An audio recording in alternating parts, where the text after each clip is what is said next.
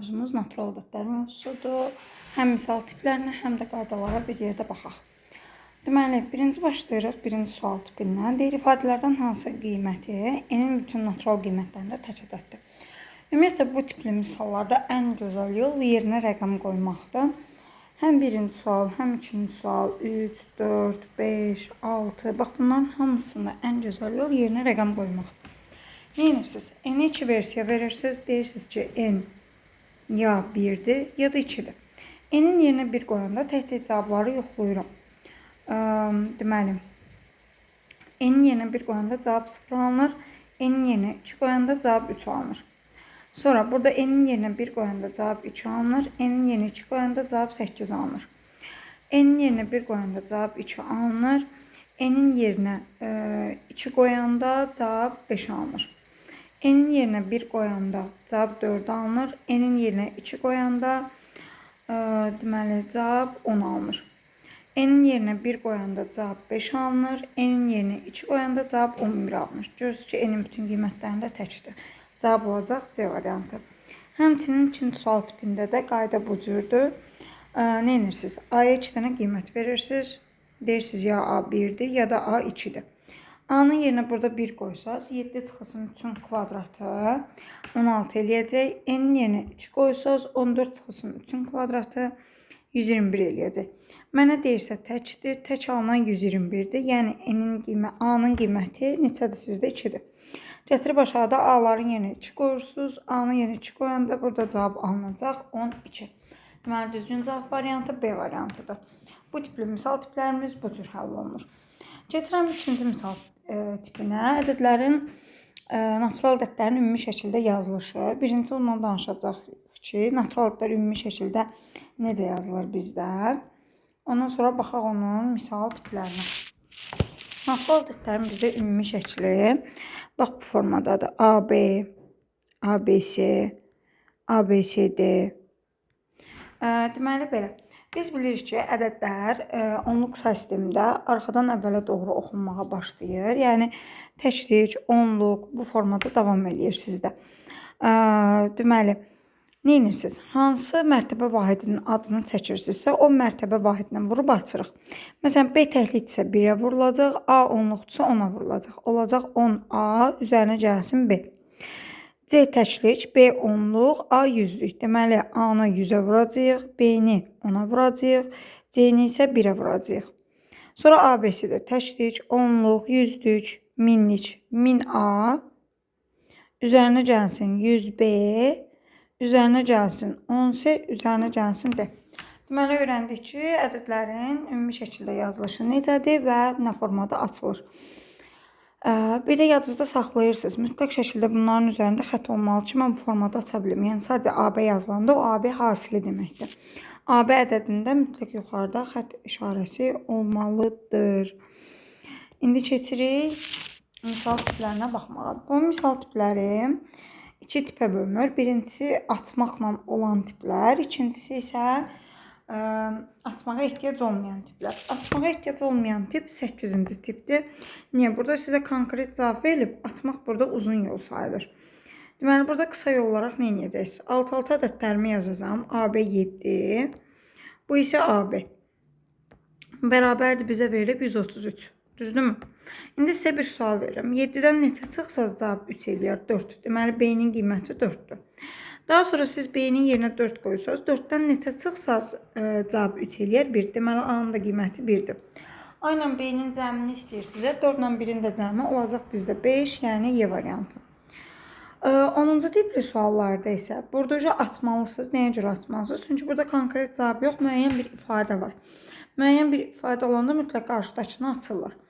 Olacaq 10A üzərinə gəlsin B, bərabərdir 2A üzərinə gəlsin 4B. 10A-dan 2A-nı çıxacam, olacaq bizdə 8A. 4B-dən də B-ni çıxacam, olacaq bizdə 3B. İndi burada sizə bir yol öyrədim. Göy qurşağı üsulu deyirik. A-nı aparırıq B-nin əmsalına, B-ni aparırıq A-nın əmsalına. Deyirlər ki, A bərabərdir 3K, B isə bərabərdir 8K. Mütləq şəkildə K-lamalısınız. Məsələn, indi burada məsələn ədədləri mən 3-8 götürəcəm. Ola bilər ki, orada 3-4 olsun. Ona görə məsələn ədədiniz 34 də ola bilər və ya 68 də ola bilər. Yəni ona görə 2 versiya olmuş olacaq. Yəni orada ən böyük, ən kiçik qiymətlər söhbətə gedəcək. Ona görə K-lı eləmişəm. Bir də bir şey nəzərinizə çatdırım ki, bu sizdə 2 rəqəmli ədəddir. 2 rəqəmli ədəd olduğu üçün siz A-ya da B-yə də mütləq bir rəqəmli ədəd verməlisiniz. Yəni bir rəqəmli ədəd alınmalıdır. Ona görə məcburam K-ya 1 verim. 3, 8. Siz çünki K-ya 2 versəz, B olacaq 16. O da bizə sərf eləmir. A ilə B-nin cəmini istəyir. 3 ilə 8-in cəmi cavab olacaq 11. Məsələn, o dediyim tipə uyğun dənə baxaq. Məsələn, 24. X, Y ədədinin açılışı 10Y üstə gəlsin Y-dir, çıxılsın Y. Aşağıda 10Y üstə gəlsin X, çıxılsın X. Bərabərdir 2. Burada Y-lər, burada isə X-lər ixtisar gedir. 10X-i 10Y-ə böləndə qalır X bölü Y bərabərdir 2-yə. Yəni, X bərabərdir 2Y. Burada görməsəydə əmsal 1-dir. Deməli, X 2K-dır. Y isə bizdə bərabərdir K-ya. İndi sən burada K-ya 1 versən, X 2, Y 1 alınacaq. K-ya 2 versən, X deməli 4, Y 2 alınacaq. K-ya 3 versən, X 6, Y 3 alınacaq. K-ya 4 versən, X 8, Y 4 alınacaq. 5 verə bilmirik, 2 rəqəmlər də gəlib çıxar. Sizdən şərtlidir ki, ən böyük qiymətini tapma. Ən böyük qiymət 8, 4-dür, ona görə də cavab 12 alınır. Ona görə deyirəm ki, bu tiplərdə biraz diqqətli olun, mütləq qalamanız lazımdır. Sonra hansı tipə baxım sizinlə? Bunların hamısı açılışla yazılandır. Biraz istəyirəm özünüz fikirləşəsiniz. Deməli, baxırsınız 5-ci misal tipinə. Burada necə gedir bizdə? Burada özünüz məntiqlə düşünməlisiniz ki, ədədlərim 2 rəqəmlidir, 1 rəqəmlidir, 3 rəqəmlidir, necə yazım, neyim? Biraz başınız işləməlidir. İndi mən birində detaylı başa salacağım, o birlərində özünüz başınızı işlətməlisiniz. Deyir ki, natural ədədin cəmi 474-dür. Onlardan birinin axırıncı rəqəmi 1-dir. Əgər bu rəqəm silinərsə, ikinci ədəd alınır. İndi məntiqən fikirləşək. Deməli, bir-birindən bir vahid fərqlənən ədədlərdir. Çünki birindəki bir rəqəmi siləndə digər alınırsa, biri 4 rəqəmli, məsələn, biri 2 rəqəmli necə olsun? 4 rəqəmdən bir rəqəmini silsəm 3 qalır, o biri 2 rəqəmli düz gəlməyəcək. Deməli, aralarındakı rəqəm sayı 1-dir. Məsələn, biri 1 rəqəmli, birinin 2 rəqəmli götürsəm, 2 rəqəmli ədədlə 1 rəqəmli ədədin cəmi 3 rəqəmli verməz. Verərək 474 verməz. Yəni, məsələn, 2 rəqəmli maksimum ən böyük götürdüm 99, 1 rəqəmli də 9. 100 neçə edir? Yəni, 400-ə gedib çıxmaz. Deməli, biri 3 rəqəmlidir, biri 2 rəqəmli. Deməli, ədədlərimdən biri AB1-dir, biri isə AB-dir. Niyə? Çünki biri siləndə deyir, digəri alınır. Deməli, biri AB1-dir ki, biri siləndən sonra bizdə AB alınır. Cəmi bizdə 474-dür. İndi 1 ilə neçənin cəmi 4 edir? 3-ün. Deməli, B bərabərdir 3-ə. Sonra siz B-nin yerinə 3 qoysanız, 3 ilə neçənin cəmi 7 edir 4-ün. Deməli, A da bərabərdir 4-ə. Deməli, ədədlərim 431 və 43-dür. Bizdən bu ədədlərin fərqini istəyir. 11-dən 3 çıxanda 8, burada da 12-dən 4 çıxanda 8, burada qalacaq 3. Cavab olacaq 388. Yəni D variantı. İndi bunun biraz qəliz forması var. 10-cu misal, bundan daha detaylı düşünək.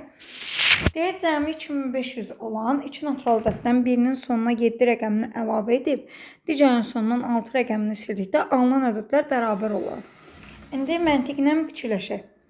Deyir, birinin sonuna 7 rəqəmini əlavə edirəm, digərinin sonuna nə isə silirəm. Onda bərabər alınır. Deməli, bunun biri digərindən 2 rəqəm fərqi var. Niyə? Məsələn, tutaq ki, ABCD deyim, ABC deyim, birinə də A deyim. Mən bundan nə isə silib buna əlavə eləyəndə bunlar bərabərləşirlər. İndi nəyə fikirləşməlisiniz? Neçə rəqəmlidirlər? 3 rəqəmli ilə 2 rəqəmli ola bilməz. Çünki çox böyükdür. 2500-dür. Deməli, biri 4 rəqəmlidir, biri isə 2 rəqəmlidir. İndi gəlin bu 7 ilə 6-nın yerini müəyyən edək. Fikir verin, deyir 7-ni əlavə edib 6-nı sildikdə. Bizdə silinən sonuncu rəqəmdir. Əlavə olunan ortadakıdır. Deməli, AB biri 7, 6-dır. Biri isə AB-dir. Mən AB-yə 7-ni əlavə edib, bundan 6-nı silsəm, bizdə ədədlər bərabərləşəcək. İndi bizə nə deyir? Deyir, cəmi 2500-dür. Cəmini qeyd edirəm, 2500. Və sizə sual verirəm. 6 ilə neçənin cəmi 0 ilə bitər? 4-ün. Deməli B 4-dür. Siz B-yə 4 qoyduğunuz zaman 6 ilə 4 10 eləyir. 0 yazıram, 1 yadda qalır. O yadda qalan 1-ə görə bu 1 gəlir bu 7-nin üzərinə olur 8. Sən 0 olması üçün A-ya 2 verməlisən. A da oldu 2. Kiçiyi olur bizdə 24. Rəqəmlər cəmi isə 2 ilə 4-ün cəmi olacaq 6. Yəni A variantı. Aydındırmı? Sonra keçirik bu göy qurşağı tipdən birində deyək. Burada Y bizdə 7K-dır. Z bizdə 4K-dır. Burada Z-i neçə tapmışsansa gətirib burada yerinə qoymalısan. 3 vurulsun 4K. Bu da eləyəcək bizdə 12K. İndi ən kiçik qiymət deyirsə K-ların yerinə 1 qoymalısınız. 7 olacaq, 4 olacaq, bu da 12 olacaq. 7, 4, 12-ni toplayırsınız. 11, 12 cavab eləyəcək 33. Aydındırmı? İndi keçək sizlə bölünmə əlamətlərinə. Bölünmə əlamətləri haqqında ümumi məlumat verək. Bizdə deməli 2-yə bölünmə əlaməti necə idi? Sonu 0, 2, 4, 6, 8 ilə bitən ədədlər və yaxud da bütün cüt ədədlər deyə bilərdik ki, 2-yə bölünən ədədlərdir. Sonra bu son rəqəmlə bitmə hallarına uyğun nələri deyə bilərik? 5-ə bölünmə əlaməti. Sonu 0 ilə və ya 5 ilə bitən ədədlər bizdə 5-ə bölünür. 10-a bölünmə əlaməti. Sonu 0 ilə bitən ədədlər 10-a bölünür. Sonra 4-ə və 8-ə bölünmə əlamətləri necədir? 4-ə bölünmə əlaməti belədir ki, məsələn, belə bir rəqəm yazıram. Baxırsınız son 2 rəqəmə. Son 2 rəqəmindəki ədəd, məsələn 24, 2 ilə 4-ün cəmi yox. Çox uşaq elə başa düşür ki, son 2 rəqəmi cəmləmək yox. Son 2 rəqəmi 4-ə bölünürsə, bizdə ədəd 4-ə bölünür. 8-ə bölünməlidir isə son 3 rəqəm 8-ə bölünməlidir ki, məsələn 324 isə 324 8-ə bölünməlidir ki, biz deyə bilərik ki, ədəd 8-ə bölünür. Və yaxud da ki, 0-la olan bunların qaydası var. 4-ə bölünmə əlamətində son 2 rəqəmimiz 0 olmalıdır. 8-ə bölünmə əlamətində isə son 3 rəqəmimiz 0-a bərabər olmalıdır. Daha sonra 25-ə bölünmə əlaməti sonu 0, 0, 25, 50, 75 ilə bitən ədədlər bizdə 25-ə bölünən ədədlərdir. Sonra rəqəmlərin cəmi 3-ə bölünən ədədlər 3-ə bölünür. Rəqəmlərin cəmi 9-a bölünən ədədlər 9-a bölünür. Bir də belə bir şey var ki, 3-ə bölünən bütün ədədlər 9-a bölünməyə bilər. Amma 9-a bölünən bütün ədədlər isə 3-ə bölünür. Çünki 9-un vuruqlarının içərisində 3 var. Sonra eyni zamanda 3-ə və 4-ə bölünən ədədlər 12-yə bölünür. Eyni zamanda 2-yə və 3-ə bölünən ədədlər 6-ya bölünür. Eyni zamanda 3-ə 5-ə bölünən ədədlər 15-ə bölünür. Eyni zamanda 2-yə və 9-a bölünən ədədlər 18-ə bölünür. Uşaqların ən çaşdığı tip isə 11-ə bölünmə əlamətidir. 11-ə bölünmə əlaməti necədir? Qayda olaraq deyirəm, tək yerdə duran rəqəmlərin cəmi cüt yerdə duran rəqəmlərin cəminə bərabərdirsə və ya bu cəmlərin fərqi 11-ə bölünürsə, onda bu ədədlər 11-ə bölünür deyirik. İndi sizə bunu misal üzərində başa salım. Və tək yerdə duran, birinci və üçüncü yerdə duran 2 ilə 4-dür. Cəmi 6 eləyir. İkinci və dördüncü yerdə duran 3 ilə 3-dür. Cəmi neçə eləyir? Yenə 6 eləyir. Deməli, bu ədəd 11-ə bölünür. Və ya bu cəmlərin fərqi, bu tək yerdə duran, cüt yerdə duran ədədlərin cəmi fərqi bizdə 11-ə bölünürsə, bu ədəd 11-ə bölünür. Bu necədir? Məsələn, bir dənə misal fikirləşək. Məsələn, bu ədədə baxın, 9 ilə 5-in cəmi 14 eləyir. 2 ilə 1-in cəmi 3 eləyir. 14-dən 3-ü çıxanda bizə neçə eləyir? 11. Deməli, bu ədəd 11-ə bölünür. Bir də ola bilər ki, 0 eləsin. Məsələn, deyək, buradakı kimi. Onda deyəcəksiniz ki, ədəd 11-ə bölünür. İndi bölünmə əlamətləri ilə bağlı misal tiplərimizə baxaq. Görək necədir.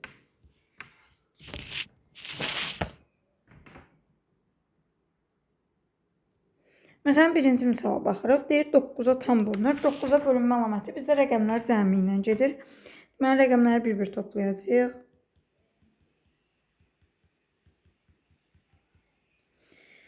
Deməli, 8, 8, 16, 22, 25. 25 üstəcək 2x. 25-dən sonra 3-ə bölünən ədəd 27-dir.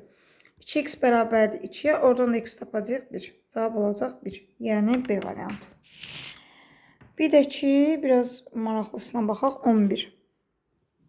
Deyir 5-ə bölükdə qalıqda 4 alınır. 5-ə bölünmə əlamətini düşünürəm. Sonu ya 0-dan ya 5-lə bitməlidir.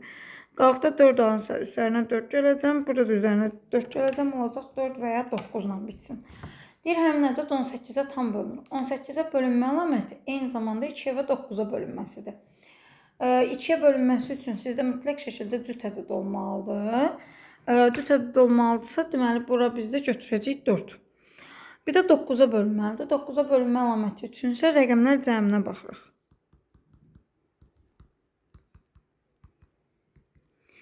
Olacaq bizdə 16 üstəgəl x bərabər ilə 18-ə. Bu 18-ə bölündüyü üçün deyil, 9-a bölünən 16-dan sonra 18 gəldiyi üçündür. X-i tapdım 2. Hasilini istəyir, cavab olacaq 8. Yəni B variantı. Sonra daha sonra baxırsınız hansı tipə?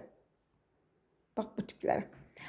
27-ci sual. Yadınızda saxlayırsınız. Əgər sizdə qalıq verib, qalığı istəyərsə, onda ədədi qalığa bərabər götürürsünüz. Ədədim məsələn m-dir, qalıq neçədə 6. Onda m-nı nəyə bərabər götürürsünüz? 6-ya. Məsələn, ədədim m-dir, qalığım 3-dür. Deməli, m-i nəyə bərabər götürəcəm? 3-ə. Gətirib m-ların yerinə 6 qoyuram. 36 üstəgəl 18 üstəgəl 7. Alıram 61. 61-i böləcəksiniz 7-yə. 61-i 7-yə böləndə 8 dəfə düşür, qalıq da alınır 5. Deməli, cavabımız bərabər olacaq 5-ə. Bir də bölünmədə yadınızda saxlayırsınız ki, qalıqlı bölmədə mütləq şəkildə qalıq böləndən kiçik olmalıdır. Məsələn, tutaq bölən 5-də qalıq maksimum sizdə 4-ə bərabər ola bilər. İndi keçək bu əbab və çöp tiplərinə. Burada bir dənə tip vardı. Görürəm onun misalını saxlayıblarmı?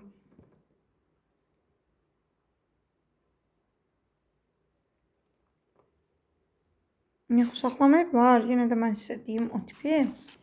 Yəni, ümumi biləsiz.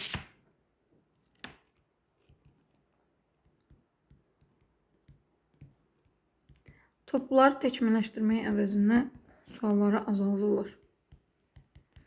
Deyir 25-ə bölünməsindən alınan qalığı tapın. Bu tipli misallarda nə edirsiniz? Deməli, bu cür böyük rəqəmlərdə bölünmə əlamətlərdən istifadə eləməyiniz mütləqdir. 25-ə bölünmə əlaməti son 2 rəqəmi idi. Baxırsınız son 2 rəqəmə 28. 25-ə böləndə qalıq 3-dür. Burada isə 53-dür. 53-ü 25-ə böləndə qalıq 3-dür. 3-ü 3-ə vurub, kvarta yüksəldib, üzərinə gələcəm 2-ni. Deməli, 9 eləyir kvadratı 81 üstəcək 2, alıram 83. 83-ü böləcəksiniz 25-ə. Düşəcək 3 dəfə, qalıq da alınacaq 8. Deməli, bizdə cavab bərabərdir 8-ə. İndi keçək əbəb və çobun xassələrinə. Əbəb və çobun xassələri nə idi? Birinci xassəmiz əbəb AB vurulsun əçob AB bərabərdə A vurulsun B. Deməli, əbəb çöbə vurursunuzsa, bir də ayrı-ayrı əbəb çöb hesablamağınıza ehtiyac yoxdur. Sadəcə içəridəki ədədləri eynicə bir-birinə vurursunuz, yetərlidir. Məsələn, əbəb 2-3-də vuranda əçob 23 atıram 25-ə, bu qayda ödənmir. Eyni ədədlər olmalıdır, hər ikisində AB olmalıdır. İkincisi, əçob AB-ni böləndə əbəb AB-yə bizə verməlidir C-ni. C sizdə nədir? Ortaq olmayan sadə vuruqların hasilidir. Yəni, ədədləri vuruqlara ayırırsınız, ortaqları kurqa alırsınız, yerdə qalan ədədlər ortaq olmayan vuruqlar adlanır və onların hasili sizə C-ni verir. İndi birazdan misallarda baxacağıq. Üçüncüsü, əçob kvadratı AB bizdə bərabərdə A vur, B vur C-yə. Dördüncüsü, əbəb kvadratı AB bizdə bərabərdir AB bölünsün C-yə. Yəni, sənə iki ədədin hasilini və ortaq olmayan sadə vuruqların hasilini verərsə, yəni C-ni. Onda əçobu və əbəbu tapırsınızsa, əçobun kvadratı onların hasilidir, əbəbun kvadratı isə ədədlərin hasilini C-yə bölürsünüz. 5-ci və 6-cı qayda. Əçob K, KB bərabərdir K vurulsun əçob AB. Əbəb K, KB K-nı çıxardırıq, vurulsun əbəb AB. Yəni əbobda və əçobda ortaq vurğu əbobun da əçobun da qarşısına çıxarda bilərsiniz. 7-ci. Əgər A və B qarşılıqlı sadə ədədlərdirsə, onda əçob bərabər olur onların hasilinə, əbob isə bərabər olur 1-ə. Bəs qarşılıqlı sadə ədədlər nə idi? Qarşılıqlı sadə ədədlər vahiddən başqa ortaq vurğu olmayan ədədlərdir. Yəni sadə vurğuları ayırırsınız, heç bir ortaqları yoxdursa, onda bu ədədlərə deyilir bizdə qarşılıqlı sadə ədədlər. 8-ci xassəyə. Əgər A ədədi B-yə bölünürsə, A ədədinin B-yə bölünməsi nə deməkdir? A bölünəndir, B isə böləndir. İndi əçobla əbob sözünü açsaz, əçob ən kiçik ortaq bölünəndir. Deməli, burada əçob bərabərdir A-ya. Əbob isə ən böyük ortaq böləndir. Özünüz dilinizdən deyirsiniz. Onda əbob nəyə bərabərdir? B-yə. Bir də ən son 9-cu xassə. 9-cu xassə bizdə necədir? Deməli, əgər bizdə belə bir şey verərsə, deməli, A bərabərdir, əbob AB vur C1. B bərabərdir, əbob AB vurulsun C2. C də bərabərdir, C1 vur C2. Deməli, bizdə burada C1 A-da olub, B-də olmayan ədədlərdir. C2 isə B-də olub, A-da olmayan sadə vurğuların hasilidir. Sadəcə bunu mən qaydanı sevmirəm. Bunu misalla uşaqlara öyrətməyi daha çox sevirəm. İndi misaldan sizə bunu öyrədəcəm. Bu xassə 9-u. Yəni qaydasında çox da bir şey başa düşülmür. Misallar necədir? Deyirəm ki, A və B ədədlərinin ortaq olmayan sadə vurğuların hasili 6-dır. Yəni C nədir? 6-dır. Əbobu verirəm 40. Əbob A, B. Verirəm 40. Deyirəm ki, bu ədədlərin cəminin ən böyük qiymətini tap. İndi qulaq asın mən. Əbobun 40 olmağı nə deməkdir? Deməli, A-nın da B-nin də bölündüyü ən böyük ədəd 40-dır. Onda A-ya bir 40x deyirəm. B-yə də bir dənə 40y deyirəm. Həmin o bayaq C1, C2 demişdim. Buradakı x, y-dir. Yəni x A-da olub B-də olmayanlardır, y də B-də olub A-da olmayanlardır. Bunların da hasili bizə C-ni verir. X vur y bərabərdir C-yə. Deməli belə. 40x üstəcəl 40y. Buradan 40-ı çıxardanda yerdə qalır x üstəcəl y. C də sizdə 6 idi. 6 bizdə ola bilər 1 vur 6, 6 bizdə ola bilər 2 vur 3. 1 6 götürsəz cəm 7 eləyir, 2 3 götürsəz cəm 5 eləyir. 5-i eləsə 40-ı 5-ə vuranda olacaq 200, 40-ı 7-yə vuranda olacaq 280. Aydındırmı? İndi əbəb və çobun xassələrində bəzi misal tipləri var ki, onlara baxaq.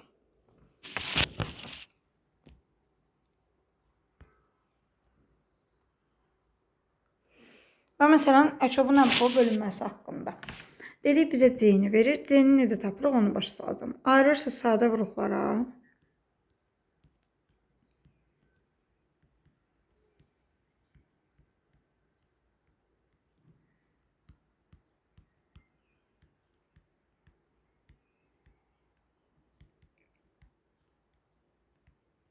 Ayırdıq mı? Ortaq olanları kruq alırıq. Bacarırsınız tək-tək kruq alırım. Sonra neyiniz? Ortaq olmayanların hasilini tapırsınız. Ortaq olmayanların altından xətt çəkirəm. 2, 3, 5. Məsələn, cavab eləyəcək 30. Bir də burada əbob bölə çöp olsa 1/30 eləyəcək. Yəni tərsini götürürsünüz. Tərsinə çevriləndə. Sonra baxırsınız 15 nömrəli suala. Bizdə dedik ki, əbobun kvadratı AB böl C-dir. Onda əbobun özünü tapanda kök altında 256 tapacam. O da bizdə eləyəcək 16. Burada məsələn, sizdən əçobu istəyir. Əçob kök altında olacaq bunların hasili.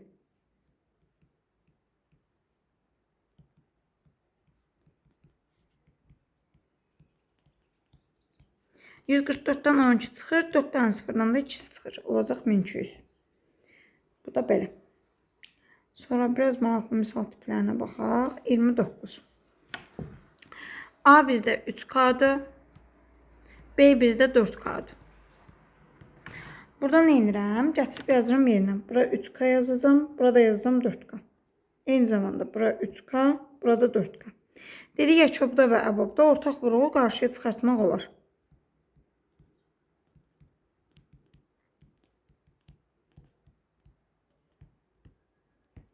3 ilə 4 bilirsiniz ki, qarşılıqlı sadə ədədlərdir. Qarşılıqlı sadə ədədlərin əbubu 1-dir.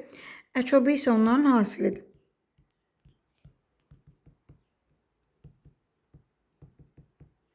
Oradan da K-nı alırsınız 8. B çıxanı istəyir. B-dən A çıxanda K qalır. K da 8 olduğuna görə cavabı götürürsünüz 8.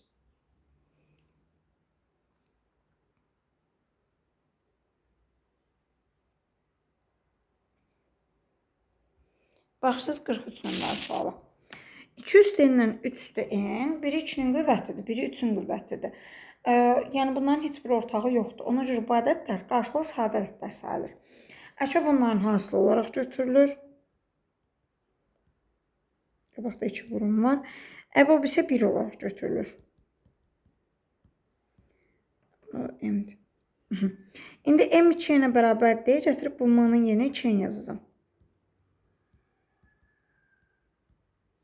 3 atanda bu yana 36. 3'ün kvadratı 9 üstü n. 2 üstü n'ə vuranda 18 üstü n. 36'nı da 2'yə böləndə 18.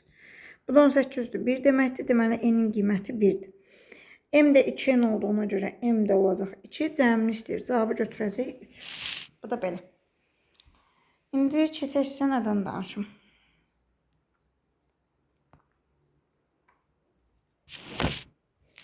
Bizdə tək ədədlər, cüt ədədlər, bunların ardıcıl tək ədədlər, ardıcıl cüt ədədlər və ardıcıl natural ədədlər. Bunların ümumi şəklində uşaqlar çox daşırlar.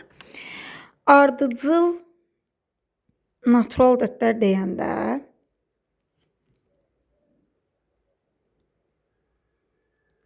götürürsünüz nə? N üstəgəl 1, N üstəgəl 2, N üstəgəl 3, nə qədər desə bu formada davam edirsiniz. Ardıcıl cüt natural deyəndə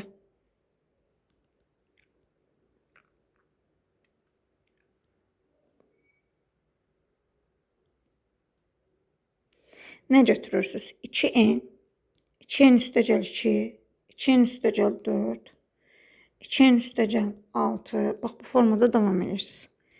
Ardıcıl tək natural deyəndə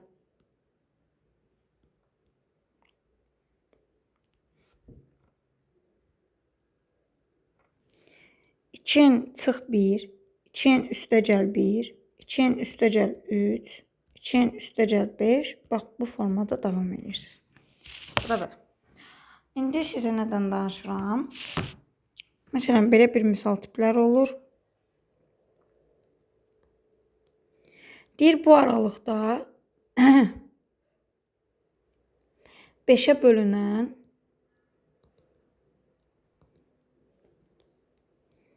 ədədlərin sayını tapın.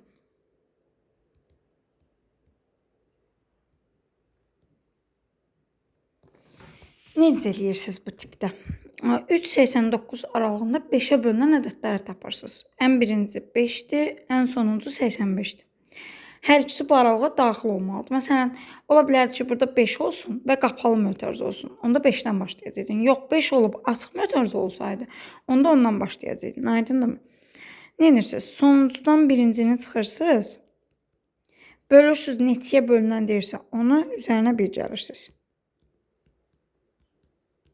O cavab olacaq 17. İndi bir də mənə nəyə qulaq asın? Ədədlərin kanonik şəkli haqqında danışaq.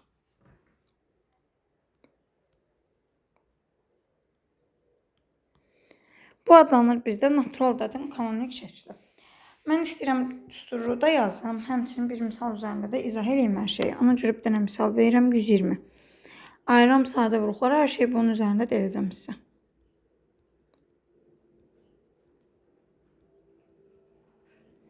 Deməli, 2-dən 3 dənədir 2 üstü 3, 3-dən bir dənədir 3 üstü 1, 5-dən də bir dənədir 5 üstü 1. Bu adlanır natural ədədin kanonik şəkli.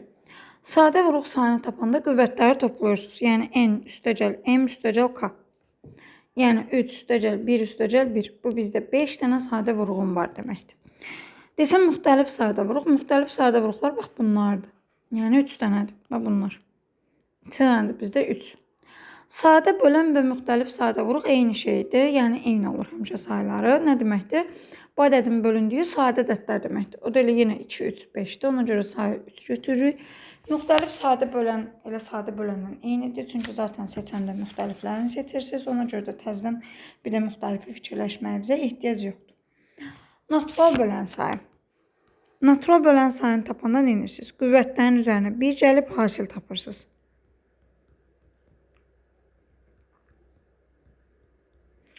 Məsələn burada 3 üstəgəl 1, 1 üstəgəl 1, 1 üstəgəl 1.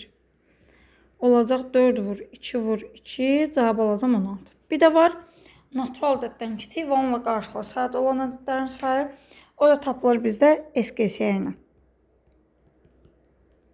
1 çıx 1 böl A, 1 çıxılsın 1 böl B, 1 çıxılsın 1 böl C.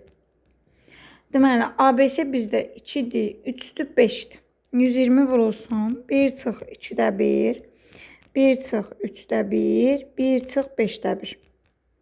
Burada 2-nin 3 dənə olmasının heç bir önəmi yoxdur. Hərəsindən bir dənə götürülür həmişə.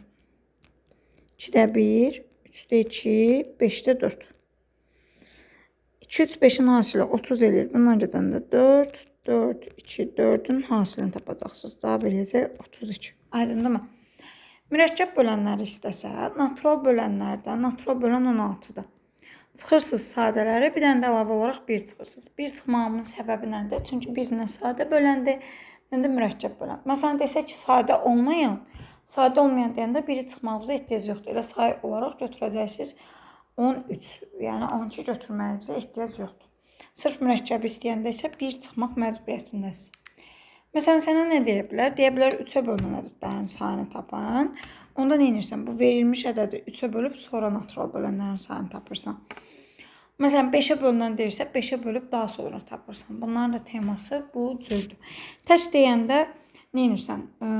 Deməli, ancaq tək olanların qüvvətinin üstünə 1 gəlib hasil tapırsan. Yəni cütü çıxardırsan. Amma cüt deyəndə 2-yə bölüb tapırsın. Məsələn, bunu cüt natural bölənlərin sayını tapanda 2-yə böləndə burada 3 dənədirsə 2 dənə qalacaq. Sonra bunların üstünə 1 gəlib hasil tapıram. 2-nin üstünə 1, 3, 1-in üstünə 1, 2, 1-in üstünə 1, 2. Olacaq 12. Bu da bizim natural ədədlər. Bir videoda çəkəcəm sırf təzə suallar üçün.